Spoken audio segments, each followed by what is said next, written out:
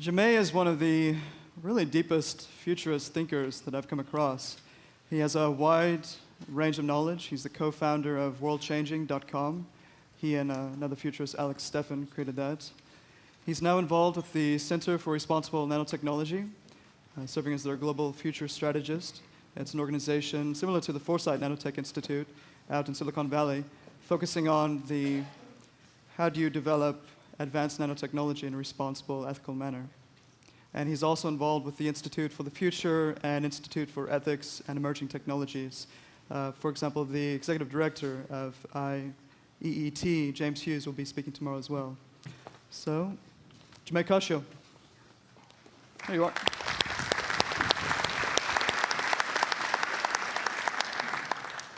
Hi, folks. I won't be doing a PowerPoint. I'm a believer in the admonition that power corrupts and PowerPoint corrupts absolutely. I was reminded earlier this year of an observation made by polio vaccine pioneer Dr. Jonas Salk. He said that the most important question we can ask of ourselves is, are we being good ancestors? This is a particularly relevant question for those of us here at the summit. In our work, in our policies, in our choices, in the alternatives that we open and those that we close, are we being good ancestors? Our actions and our lives have consequences, and it is incumbent upon us to ask if these consequences are desirable. It's not an easy question to answer, in part because it can be an uncomfortable examination. But this question becomes especially challenging when we recognize that even small choices matter. It's not just the multi-billion-dollar projects and unmistakably world-altering ideas that will change the lives of our descendants. Sometimes, perhaps most of the time, profound consequences can arise from the most prosaic of topics. Which is why I'm going to start off by talking a bit about video games. Well, not just video games, but video games and camera phones and Google Earth and the myriad day-to-day technologies that, individually, may attract passing notice, but in combination, may actually offer us a new way of grappling with the world, and just might, along the way, help to shape the potential for a safe singularity. Earlier this year, I co-authored a document that I suspect some of you in the audience have seen, the Metaverse Roadmap Overview. In this work, along with my colleagues John Smart and Jerry Paffendorf, I sketched out 4 scenarios of how a combination of forces driving the development of immersive, richly connected information technologies may play out over the next decade. But what struck me more recently about the roadmap scenarios is that the 4 worlds could also represent 4 pathways to a singularity, not just in terms of technologies, but, and more importantly, in terms of social and cultural choices we make while building these technologies. The 4 metaverse worlds emerged from a relatively commonplace scenario structure. We arrayed 2 spectra of possibility against each other, thereby offering 4 outcomes. Specialists sometimes refer to this as the 4-box method, and it's a simple way of forcing yourself to think through different possibilities. Now, this is probably the right spot to insert my first disclaimer. Scenarios are not predictions. They're provocations. They're ways of describing different future possibilities, not to demonstrate what will happen, but to suggest what could happen. They offer us a way to test out strategies and, more importantly, test our assumptions. What would the world look like if we undertook a given action in these 4 futures? The results can often surprise us. To construct our scenario set, we selected 2 themes likely to shape the ways in which the metaverse unfolds. The spectrum of technology and applications ranging from augmentation, tools that add new capabilities, and simulation systems that model new worlds. And the spectrum ranging from intimate technologies, those that focus on identity and the individual, to external technologies, those that provide information about and control over the world around you. When these 2 spectra collide and contrast, we get 4 scenarios. The first, virtual worlds, emerges from the combination of simulation and intimate technologies.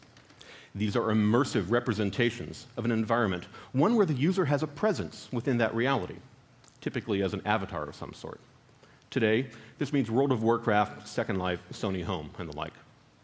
But over the course of the virtual world scenario, we see the continued growth and increased sophistication of immersive networked environments, allowing more and more people to spend substantial amounts of time engaged in meaningful ways online. The ultimate manifestation of this scenario would be a world in which the vast majority of people spend essentially all of their work and playtime in virtual settings, whether because the digital worlds were supremely compelling and seductive, or because the real world had suffered widespread economic or environmental collapse. The next scenario, mirror worlds, comes from the intersection of simulation and externally focused technologies. These are information-enhanced virtual models or reflections of the physical world, usually embracing maps and geolocative sensors. Google Earth is probably the canonical present-day version of an early mirror world. While undoubtedly appealing to many individuals, in my view, the real power of the mirror world setting falls to institutions and organizations seeking to have a more complete, accurate, and nuanced understanding of the world's transactions and underlying systems. The capabilities of mirror world systems is enhanced by a proliferation of sensors and remote data gathering tools, giving these distributed information platforms a global context. Geospatial, environmental, and economic patterns could be readily represented and analyzed. Undoubtedly, political debates would arise over just who does and who does not get access to these models and databases.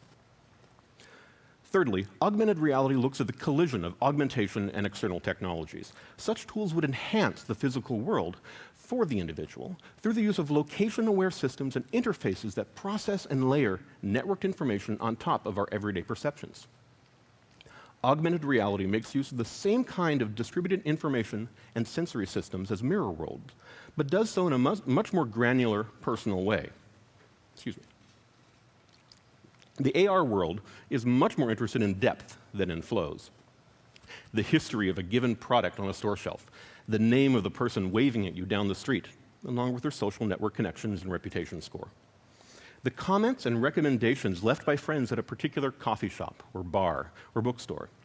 This world is almost vibrating with information and is likely to spawn as many efforts to produce viable filtering tools as there are projects to assign and recognize new data sources.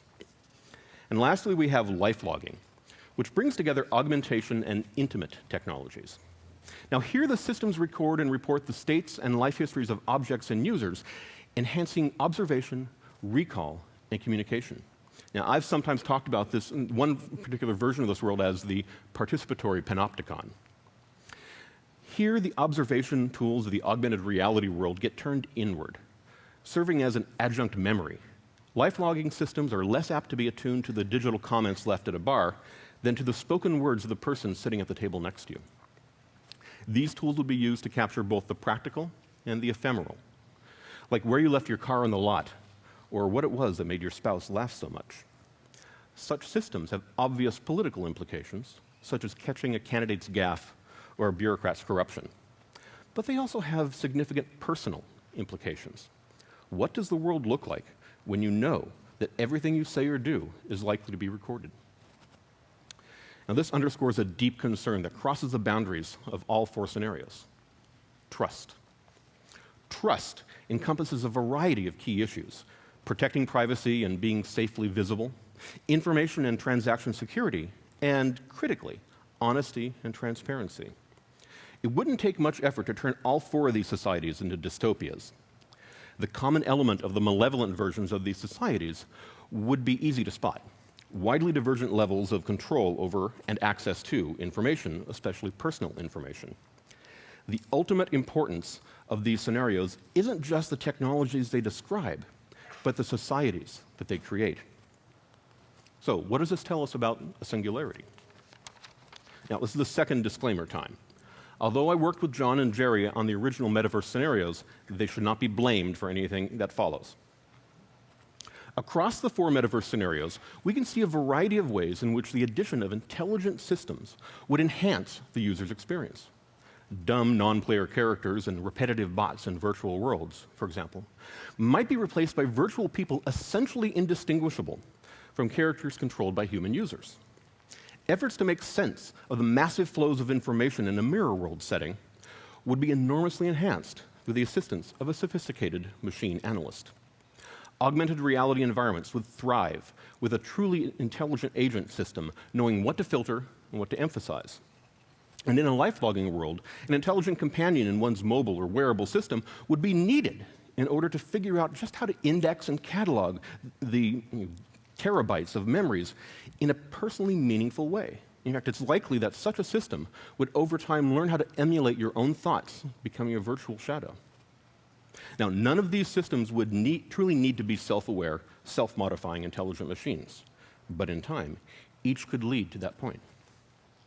But if the potential benefits of these scenaric worlds would be enhanced with intelligent information technology, so too would the dangers. Unfortunately, avoiding dystopian outcomes is a challenge that may be trickier than some may expect, and is one with direct implications for all of our hopes and efforts for bringing about a future that would ultimately benefit human civilization and not destroy it. Now, it starts with a basic premise. Software is a human construction. Now, that's obvious when considering code written by hand over empty pizza boxes and stacks of paper coffee cups. But even the closest process we have to entirely computer-crafted software, emergent evolutionary code, still betrays the presence of a human maker. Evolutionary algorithms may have produced the final software, and may even have done so in ways that remain opaque to human observers. But the goals of the evolutionary process and the selection mechanism that drives the digital evolution towards these goals are quite clearly of human origin. To put it bluntly, software, like all technologies, is inherently political. Even the most disruptive technologies, the innovations and ideas that can utterly transform society, carry with them the legacies of past decisions, the culture and history of the societies that spawned them. Code inevitably reflects the choices, biases, and desires of its creators. This will often be unambiguous and visible, as with digital rights management software. But it can also be subtle, as with operating system routines written to benefit one application over its competitors. I don't know how, I'm sure some of you in the audience are old enough to remember DOS isn't done till Lotus won't run. Sometimes code may be written to reflect an even more dubious bias, as with the allegations of voting machines intentionally designed to make election hacking easy for those in the know. Much of the time, however, the inclusion of software elements reflecting the choices, biases, and desires of its creators will be utterly unconscious, the result of what coders deem obviously right. We can imagine parallel examples of the ways in which metaverse technologies could be shaped by deeply embedded cultural and political forces. The obvious, such as life-logging systems that know not to record the digitally watermarked background music in television. The subtle, such as augmented reality filters that give added visibility to sponsors and make competitors a bit harder to see.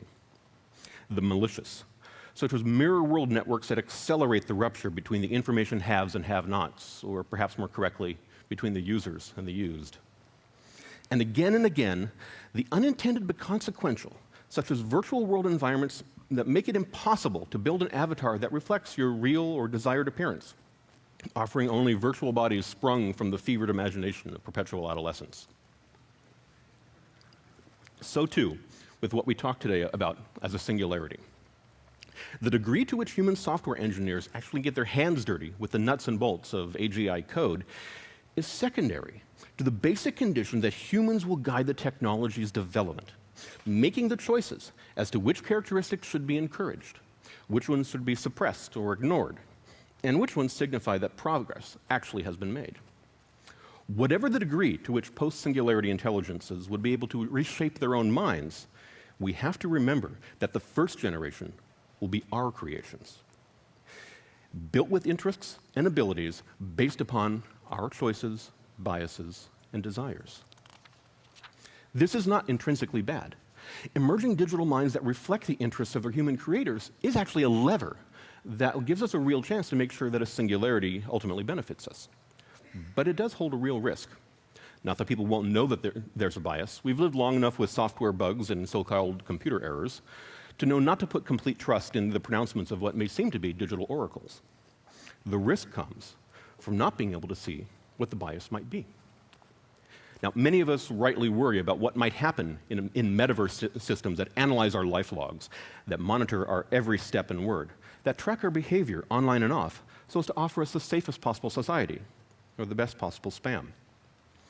Imagine the risk associated, then, with trusting that when the creators of emerging self-aware systems say that they have our best interests at heart, they mean the same thing by that phrase that we do. For me, the solution is clear. Trust depends upon transparency. And transparency, in turn, requires openness. We need an open singularity. Now, at minimum, this means expanding the conversation about the shape that a singularity might take beyond a self-selected group of technologists and philosophers.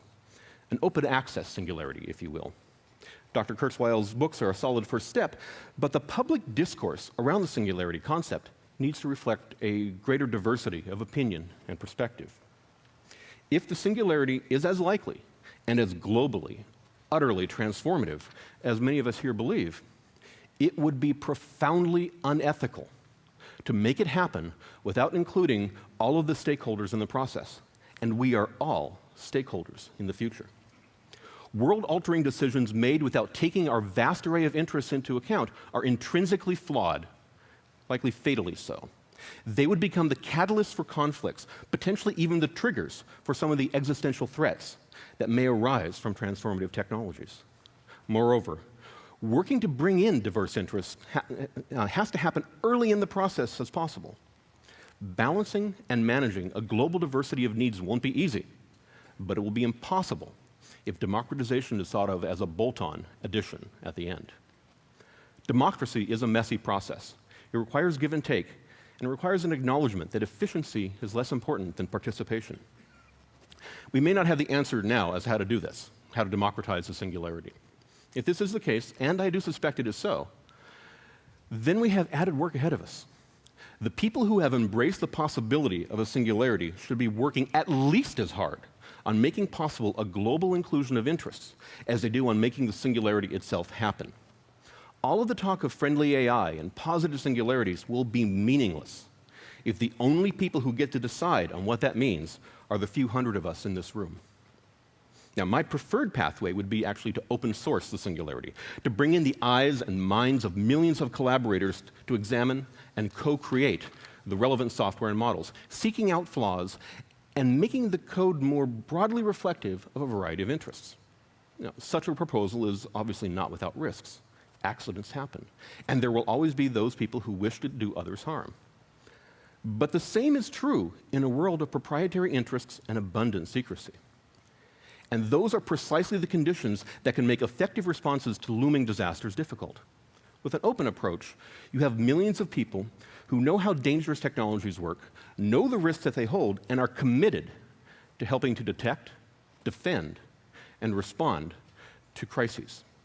If these are, in Bill Joy's terms, knowledge-enabled dangers, it means that knowledge also enables our defenses. Knowledge, in turn, grows faster as it becomes more widespread. Now, this is not simply speculation. This is not simply my theory or my philosophy.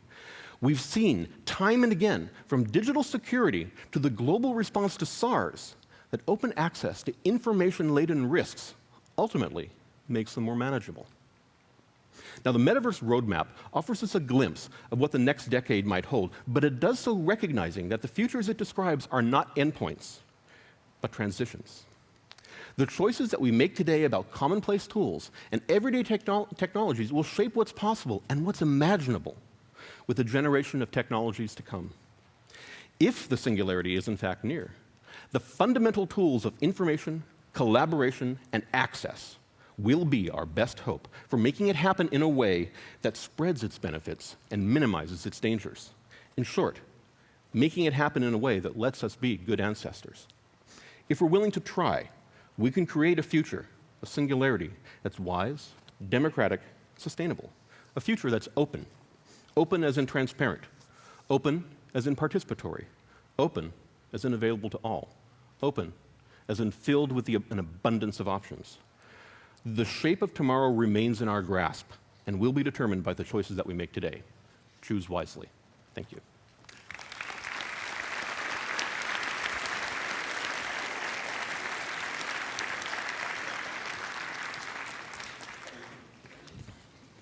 Okay, questions? See if there's anybody in the back. I feel like we've really gotten someone in the back. No one in the back. Any questions? I think Okay. they're all stunned. Phil, you had your hand up. Jamais, per Eliezer's question about the Michael Jackson trial earlier, if we're to broaden the scope of who's participating in this, how do we get their attention? How do we get people interested in this to begin with? That's an excellent you wanna question. repeat the- And I'm sorry. The question is, if we need to get more people involved, how do we get their attention? No, that's an excellent question. In fact, I don't think there's an easy answer to it. But fortunately, as many of the participants here today have observed, the singularity is not likely to happen in the next week.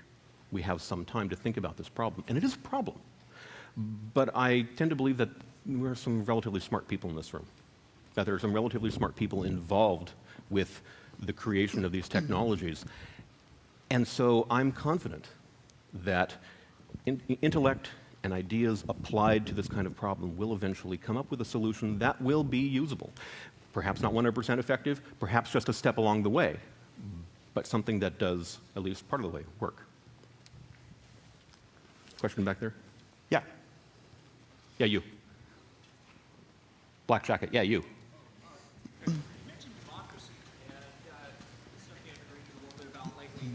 Our founding fathers didn't put a lot of faith in participatory democracy by the whole population. Do you see that as being a problem if we open up this sort of thing to a population that is afraid of it, not ready for it, and not able to understand it? He asked if, given that, as an example, our founding fathers were not exactly fans of fully participatory democracy, I think wasn't it Hamilton who liked to talk about the rabble? How can we? Actually, could you say that again just to make sure I got it? What do you think about people that are going to be afraid of Right. technology, not ready for it, and not able to understand it? What do I think about people who are going to be afraid of the technology, not ready for it, and not able to understand it? I think, I'm sorry? Participating. I think that we should listen to them. Not because they're right, but because what they have to say are going to be issues that we're going to have to confront over and over again. And so the effort that will go into helping them understand, helping them to allay their fears, and helping them to feel like they have a role in participating, those are the kinds of processes that will actually help us to develop the kind of participatory future that I've been talking about today. Yes, transparency, participation, and access, absolutely essential to the independence of all of this dialogue. My worry is the potential bottleneck that Eliezer mentioned in the first half of the day. The bottleneck to me appears to be those without any access at all to knowledge or to power or to democracy as we envision it. There are 3.5 billion people living below the poverty line who don't even know the first 4 billion.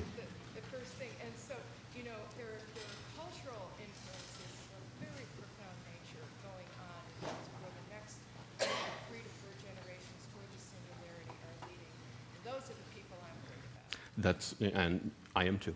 What she asked is that when we talk about access, talk about participation, we can't ignore the billions of people who have no access. Eliezer talked about that earlier today as a bottleneck. And he's absolutely right. And what that means to me is not that we should ignore them, but that is our primary initial task, is to make sure that we can improve access, improve the ability to, improve our ability to democratize and to listen to the people, other people outside of North America and Europe and Japan. And we do that not just because it's the right thing to do. And we do that not just because it'll actually make our lives better globally in the long run, or in the short run too. We do that because if we want this future to turn out to be one that we can survive, if we want this future to turn out to be one that we can share and won't devolve into some kind of Hobbesian war of all against all, then we need to make sure that these people, everyone, has a voice in this. And that's going to require effort, and it's going to require thought, and it's going to require us figuring out some things that we haven't yet quite figured out how to do. But I do very firmly believe that it's possible. I'm sorry? Oh.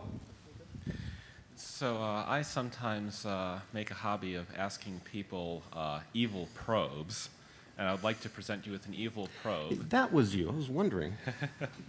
And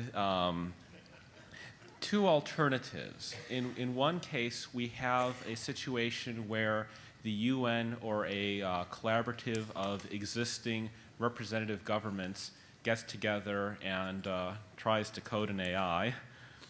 And the end result looks a lot like the current products of representative democracy. That is, it's a large patchwork in which some special interests won, some special interests lost.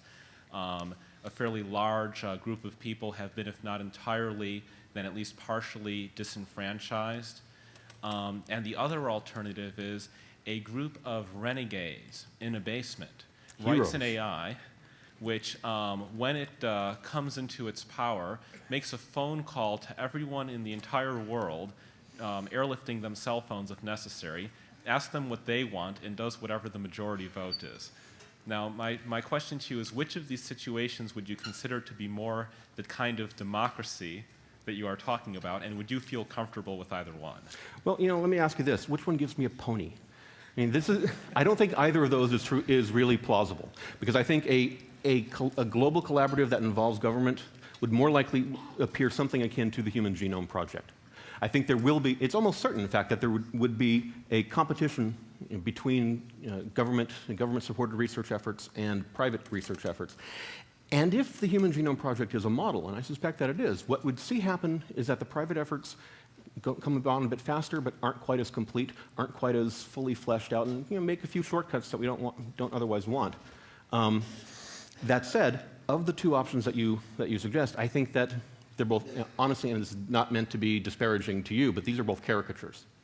One sounds like a bad editorial off of Reason magazine. The other sounds like a script that was submitted and rejected to 20th Century Fox. I think that there's going to be some surprising benefits from that kind of clumsy, messy collaboration in your first scenario, and there would be some real substantial drawbacks in the second. If it is like the Genome Project, I mean, like here you're telling us more about what the word democracy means to you. So if it is a multinational effort like the Genome Project, what does the balance of special interests look like? Like, how are they lobbying? Are they being pulled? How does that all work? I don't know. And actually, I tried to make that point, at least I tried to suggest that point, that this is not a solved problem, but it's an important problem, and it's one that we ignore at our peril. So, Jamais? Yes? I know you have been playing around with the idea of writing a book. Have Yes? you come to a decision on that? Will you be writing a book? Have any suggestions? You should give him suggestions. He's an excellent writer. There's a book by World Changing that's out. It's a massive tome. Yes, About 700 pages. Or yeah. When I first saw it, the first thing that popped into my head was, my God, you could kill a man with this book. Yeah. Well, I saw one of your ideas was to write a book on the potential perils of these technologies. Mm-hmm. Are you seriously considering that at this point? I am, but I want to be really careful and not get too much into the dystopia, not turn it Absolutely. into a doom and gloom. It's been in many ways, there's almost more need for portraying positive outcomes. There is. I mean, and that, as you probably tell from this talk and people who've read some of my stuff online, it's been a real goal for me for a while now to make sure that we are aware that survival is possible, that in fact we can make the good choices, the right choices. right, absolutely. Thank you for your talk. It's very fascinating. Thank you.